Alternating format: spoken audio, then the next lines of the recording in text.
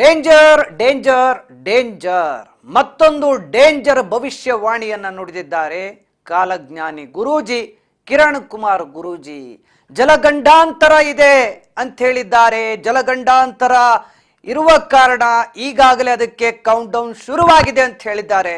ನೀವೆಂದೂ ಕೂಡ ಊಹಿಸದ ಜಲಪ್ರಳಯ ಫಿಕ್ಸ್ ಅಂತ ಹೇಳ್ತಾ ಇದ್ದಾರೆ. ನೋಡಿ, ಜಲಪ್ರಳಯ ಆದ್ರೆ ಏನೆಲ್ಲ ಆಪತ್ತು ಎದುರಾಗುತ್ತೆ ಅನ್ನುವ ವಿಚಾರವನ್ನು ಕೂಡ ಇಲ್ಲಿ ಕಿರಣ್ ಕುಮಾರ್ ಗುರೂಜಿ ಅವರು ಪ್ರಸ್ತಾಪ ಮಾಡಿದ್ದಾರೆ. ಆಪತ್ತಿನ ಎಚ್ಚರಿಕೆಯನ್ನ ನೀಡ್ತಾ ಇದ್ದಾರೆ ಕಾಲಜ್ಞಾನಿ ಗುರೂಜಿ. ಅದೆಷ್ಟೋ ಭೂಭಾಗವು ಜಲಸಮ ಆಗುವ ಬಗ್ಗೆ ಇಲ್ಲಿ ಗುರೂಜಿ ಅವರು ಹೇಳ್ತಾ ಇದ್ದಾರೆ. ವಿಚಿತ್ರ ಜಲಚರ ಪ್ರಾಣಿಗಳು ಕೂಡ ನೆಲದ ಮೇಲೆ ಕಾಣಿಸ್ಕೊಳ್ತಾವೆ ಅನ್ನುವಂಥ ಆಶ್ಚರ್ಯಕರ ವಿಚಾರವನ್ನು ಪ್ರಸ್ತಾಪ ಮಾಡಿದ್ದಾರೆ. ಭಯಾನಕ ಜಲಪ್ರಳಯಕ್ಕೆ ಇಡೀ ಭೂಮಂಡಲದಲ್ಲಿ ಒಂದಷ್ಟು ದೊಡ್ಡ ಮಟ್ಟದ ಅನಾಹುತ ಸಂಭವಿಸಲಿದೆ ಅಂತ ಹೇಳ್ತಾ ಇದ್ದಾರೆ.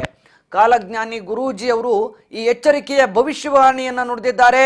ಧರ್ಮಗುರು ಸಾಧು ಸಂತರಿಗೆ ಕಾದಿದೆಯಂತೆ ದೊಡ್ಡ ವಿಪತ್ತು. ನ್ಯಾಯಾಂಗದ ನ್ಯಾಯಾಧೀಶರೇ ಅಲರ್ಟ್ ಆಗಿರಬೇಕು ಅಂತ ಕೂಡ ಹೇಳಿದ್ದಾರೆ. ಜ್ಯೋತಿಷಿಗಳೇ, ಧರ್ಮ ಅಧಿಕಾರಿಗಳೇ ಫುಲ್ಲು ಡೇಂಜರ್ ಅಲ್ಲಿದ್ದೀರಿ ಅಂತ ಕೂಡ ಎಚ್ಚರಿಕೆ ಕೊಟ್ಟಿದ್ದಾರೆ. ಬೆಂಗಳೂರು ಸೇರಿ ರಾಜ್ಯದ ಹಲವೆಡೆ ಭಾರಿ ಸದ್ಯ ಗುರೂಜಿ ಈ ಎಲ್ಲ ವಿಚಾರಗಳನ್ನ ಪ್ರಸ್ತಾಪ ಮಾಡಿರುವಂಥದ್ದು. ಈ ನಿಟ್ಟಿನಲ್ಲಿ ಹಲವು ಕಡೆ ಒಂದಿಷ್ಟು ಏನೇನು ಎಚ್ಚರಿಕೆಯಿಂದ ಇರಬೇಕು ಅನ್ನುವಂಥ ವಿಚಾರಕ್ಕೆ ಸಂಬಂಧಪಟ್ಟಂತೆ ಗುರೂಜಿ ಆಗಾಗ ಭವಿಷ್ಯವಾಣಿಯಲ್ಲಿ ಹೇಳ್ತಾ ಬರ್ತಾ ಇರ್ತಾರೆ. ಅವೆಲ್ಲವೂ ಕೂಡ ಸತ್ಯ ಆಗಿದೆ. ಈಗ ಗುರೂಜಿ ಅವರ ಮತ್ತೊಂದು ಸ್ಫೋಟಕ ಭವಿಷ್ಯವಾಣಿ ಹೊರಬಿದ್ದಿರುವಂಥದ್ದು ಕೂಡ ಬಹಳ ದೊಡ್ಡ ಮಟ್ಟದಲ್ಲಿ ಈಗ ಏನಾಗಬಹುದು ಅನ್ನುವಂಥ ಆತಂಕ ಇದೆ. ಗುರೂಜಿ ಮಾತನಾಡಿದ್ದಾರೆ. ಇಂದು ನಾನು ವಿಶೇಷವಾಗಿ ಈ ಹಿಂದೆ ಕೊಟ್ಟಂತಹ ಕೌಂಟ್ ಡೌನ್ ಬಗ್ಗೆ ಮತ್ತೆ ಒಂದು ಚೇತಾವಣಿ ರೂಪದಲ್ಲಿ ಕೊಡಕ್ಕೆ ಬಂದಿದ್ದೀನಿ. ಈ ಹಿಂದೆ ನಾವು ಹೇಳಿದ್ವಿ, ಧಾರ್ಮಿಕದಲ್ಲಿ ಮಾರ್ಗದಲ್ಲಿರುವಂತಹ ಗುರುಗಳು, ಯಾವುದೇ ಧರ್ಮ ಆಗ್ಬೋದು, ಧಾರ್ಮಿಕದಲ್ಲಿರುವಂಥ ಗುರುಗಳು, ಧಾರ್ಮಿಕದಲ್ಲಿರುವಂತಹ ಕನ್ಸಲ್ಟೇಷನ್ ಕೊಡುವಂಥವ್ರು ಆಗ್ಬೋದು, ಅಂದರೆ ಆಸ್ಟ್ರಾಲಜರ್ಸ್ ಆಗ್ಬೋದು, ಜ್ಯೋತಿಷಿಗಳು ಆಗ್ಬೋದು, ಧರ್ಮ ಗುರುಗಳಾಗ್ಬೋದು, ಅದು ಯಾವುದೇ ಜಾತಿದವರು ಆಗ್ಬೋದು. ಅದಲ್ಲದೇ ಬಹುಮುಖ್ಯವಾಗಿ ಇವನ್ ನ್ಯಾಯಾಧೀಶರಿಗೂ ಕೂಡ ಅವರು ಕೂಡ ಒಂದು ಗುರು ರೂಪದಲ್ಲಿ ಅಂದರೆ ಒಂದು ಕನ್ಸಲ್ಟೇಷನ್ ಕೊಡುವಂಥದ್ದು ಅಥವಾ ಒಂದು ನ್ಯಾಯ ಬಗೆಹರಿಸುವಂಥ ಮಾರ್ಗದಲ್ಲಿ ಅವರು ಕೂಡ ಇರ್ತಾರೆ. ಅಂದರೆ ನ್ಯಾಯಾಂಗದವರಿಗೂ ಕೂಡ ಇದು ಮುಂಬರುವ ದಿನಗಳು ತುಂಬ ಡೇಂಜರ್ ಇದೆ. ಎಚ್ಚರಿಕೆಂದಿರಿ. ನೀವು ಯಾರೇ ಹೊಸಬರೊಟ್ಟಿಗೆ ಮಾತಾಡಬೇಕಾದಾಗ 1000 ಸಲ ವಿಚಾರಿಸಿ ಅವರೊಟ್ಟಿಗೆ ನಾವು ಸಂಪರ್ಕ ಮಾಡಲೋ ಬೇಡೋ ಅಂತ ವಿಚಾರಿಸ್ಕೊಂಡು ಮತ್ತು ಹೊಸ ವ್ಯವಹಾರ ಮಾಡಬೇಕಾದಾಗ ನೀವು ಅದನ್ನು 10 ಸಲ ವಿಚಾರಿಸಿ ಮಾಡಿ. ಏಕೆಂದರೆ ಅನಾವಶ್ಯಕವಾಗಿ ಯಾವುದೋ ಕೆಟ್ಟ ಗ್ರಹಚಾರ ಇರುತ್ತೆ. ಅವರು ನೀವು ಎಷ್ಟೇ ಒಳ್ಳೆಯವರಿದ್ದರೂ ಕೂಡ ಕೆಟ್ಟ ಗ್ರಹಚಾರ ಬಂದ್ಬಿಟ್ಟು ಏನು ಮಾಡಿಬಿಡ್ತೀನಿ, ನಿಮ್ಮನ್ನ ಯಾವುದೋ ಒಂದು ರೂಪದಲ್ಲಿ ಬಂದ್ಬಿಟ್ಟು ಈ ಸಿಡಿನೋ ಸ್ಕ್ಯಾಮ್ಸೋ ಅಥವಾ ಯಾವುದೋ ವಿಶೇಷವಾಗಿ ಕೊಲೆ, ಅಂದರೆ ಯಾವುದೋ ಹಣಕಾಸು ವಿಷಯದ ಕೊಲೆ ಆಗುವಂಥದ್ದು, ಅದು ನ್ಯಾಯಾಧೀಶರಿಗೆ ಕೊಲೆ ಆಗುವಂಥದ್ದು. ಈ ಹಿಂದೆ ನೋಡಿದ್ರೆ ಎಷ್ಟೋ ನ್ಯಾಯಾಧೀಶರುಗಳಿಗೆ ಎಷ್ಟೊಂದು ಸ್ಕ್ಯಾಮ್ಸ್ಗಳು ಬಂತು, ಎಲ್ಲ ಸಮಸ್ಯೆಗಳದು. ಆದರೆ ಅದು ಬರೀ ಸ್ಕ್ಯಾಮ್ ಒಂದೇ ಇತ್ತು. ಈಗೇನಿದೆ, ನ್ಯಾಯಾಧೀಶರುಗಳ ಮತ್ತು ನ್ಯಾಯಾಂಗದಲ್ಲಿರುವಂತಹ ಕೋರ್ಟು ಲಾಯರ್ಗಳ ಒಂದು ಯಾವುದೋ ಒಂದು ನಿಮಿತ್ತವಾಗಿ ಕೊಲೆಗಳಾಗುವಂತಹ, ಸುಲಿಗೆಗಳಾಗುವಂತಹ ಹಾವಳಿಗಳು ಈ ಬರದ ದಿನಗಳಲ್ಲಿ ನಾವು ಜಾಸ್ತಿ ಕಾಣ್ತೀವಿ. ಸೊ ನ್ಯಾಯಾಂಗದವರು ತುಂಬ ಹುಷಾರಾಗಿರಬೇಕು. ನೀವು ಚೇತರಿಕೆಯಿಂದ ವರ್ತನೆ ಮಾಡಬೇಕು. ಇದು ವಿಶೇಷವಾಗಿದೆ. ಅದಲ್ಲದೇ ಇನ್ನೂ ನಾವು ಹೇಳಿದ್ವಿ, ಬರಲಿರೋ ದಿನಗಳಲ್ಲಿ ಹೇಗಿರುತ್ತೆ ಅಂದರೆ, ಈ ಜಲಪ್ರವಾಹಕ್ಕೆ ಕೌಂಟ್ ಡೌನ್ ಶುರು.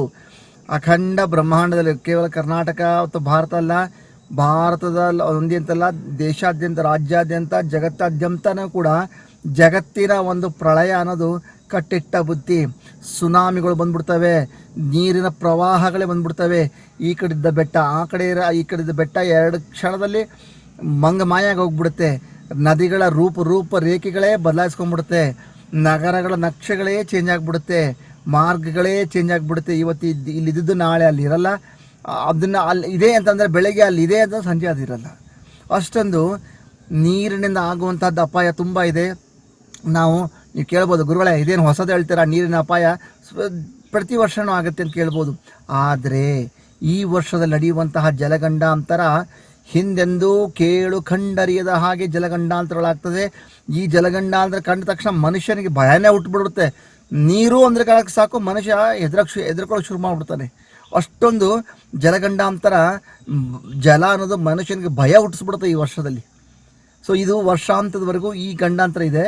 ಅದಕ್ಕೆ ಯಾರೆಲ್ಲ ನದಿ ತೀರದಲ್ಲಿ ಹೋಗ್ತಿದ್ದಾರೋ, ಸಮುದ್ರ ತೀರ್ಥಕ್ಕೆ ಔಟಿಂಗ್ ಅಂತ ಹೋಗ್ತಿದ್ದಾರೋ, ಸಮುದ್ರದ ಫಂಕ್ಷನ್ಗೆ ಅಂತ ಹೋಗ್ತಿದ್ದಾರೋ, ದಯವಿಟ್ಟು ಹುಷಾರಾಗಿರಿ. ಆದಷ್ಟು ಅಲ್ಲಿ ಹೋಗೋದನ್ನು ಅವಾಯ್ಡ್ ಮಾಡಿ. ಈ ಹಿಂದೆ ಕೂಡ ನಾವು ಹೇಳಿದ್ವಿ, ಸಾಮೂಹಿಕವಾಗಿ ಯಾವುದೋ ಒಂದು ಫಂಕ್ಷನ್ ಮಾಡಬೇಕಾದಾಗ ಡಿಸೆಂಬರ್ಲಿ ಹೇಳಿದ್ವಿ ಇದನ್ನು, ಸಾಮೂಹಿಕವಾದ ಫಂಕ್ಷನ್ ಮಾಡಬೇಕಾದಾಗ, ಸಾಮೂಹಿಕ ಎಲ್ಲೋ ಒಂದು ವಿಹಾರಕ್ಕೆ ಹೋಗಬೇಕಾದಾಗ ಕೇರ್ಫುಲ್ ಆಗಿರಿ ಅಂತ ನಾವು ಹೇಳಿದ್ವಿ.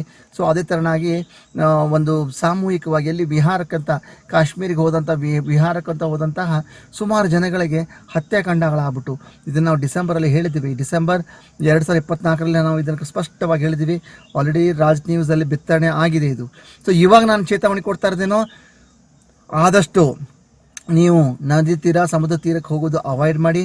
ನ್ಯಾಯಾಂಗದವರು ಹುಷಾರಾಗಿರಿ, ಧರ್ಮ ಗುರುಗಳು, ಜ್ಯೋತಿಷಿಗಳು ಹುಷಾರಾಗಿರಿ. ಇದು ನಿಮ್ಮ ಮೇಲೆ ಒಂದು ಕರಾಳ ಸ್ವರೂಪ ಡಿಸೆಂಬರ್ ಅಂತಾನು ಇದೆ, ಎಚ್ಚರಿಕೆ ಎಂದಿರಿ. ಇಷ್ಟು ಹೇಳುತ್ತಾ ಇವತ್ತಿನ ಕಿರುಸಂಚಿಗೆ ಅಲ್ಪ ವಿರಾಮ ಬಿಡ್ತಿದ್ದೀನಿ. ಸರ್ವೇ ಜನಾಃ ಸುಖಿನೋ ಭವಂತು.